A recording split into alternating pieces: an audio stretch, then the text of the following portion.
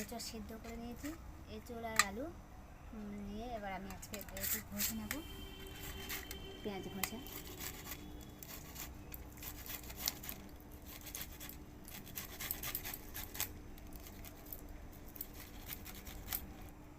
দেখো আলুটা করে নিয়েছি আর এই এঁচড়টাকে করে নিয়েছি, নিয়ে হালকা হাতে এটাকে করে দিলাম, মেখে নিচ্ছি।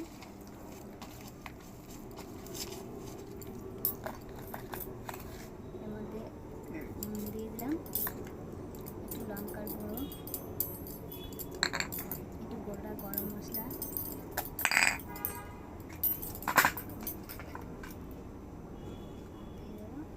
চালের গুঁড়ি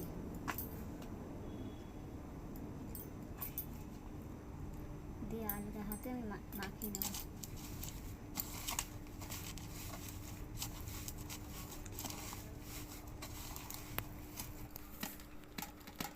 এগুলো গোলা পাখি নিয়েছি, এর মধ্যে দুটো করে কিশমিশ দিয়ে দেবো।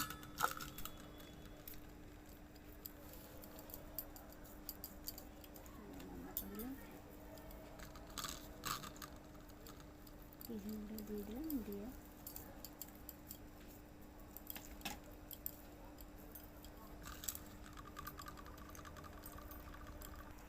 দেখো সবগুলো হয়ে গেল। এবার আমি লম্বা শেপ দিয়ে নিয়েছি,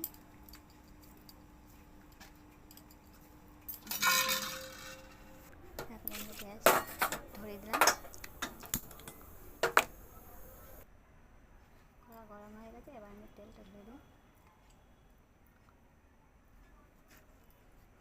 দেখো তেল গরম হয়ে গেছে, এবার আমি এটা ছেড়ে দিই।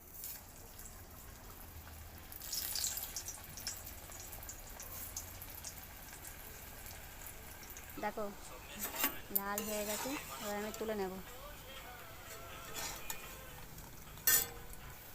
দেখো লাল হয়ে গেছে, আমি তুলে নিলাম। আমি ভাবছিলাম ভেঙে যাবে, এমনি করে আমি অল্প অল্প আঁচে দিয়েছিলাম, অল্প করে। দেখো কত সুন্দর দেখতে হয়েছে। আবার এগুলো ছেড়ে দিই।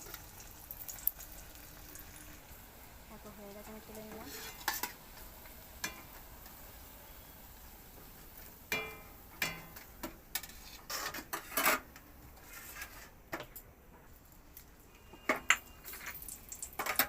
গোটা গরম মশলা, এলাচগুলো একটু ছেঁটে দিয়েছি,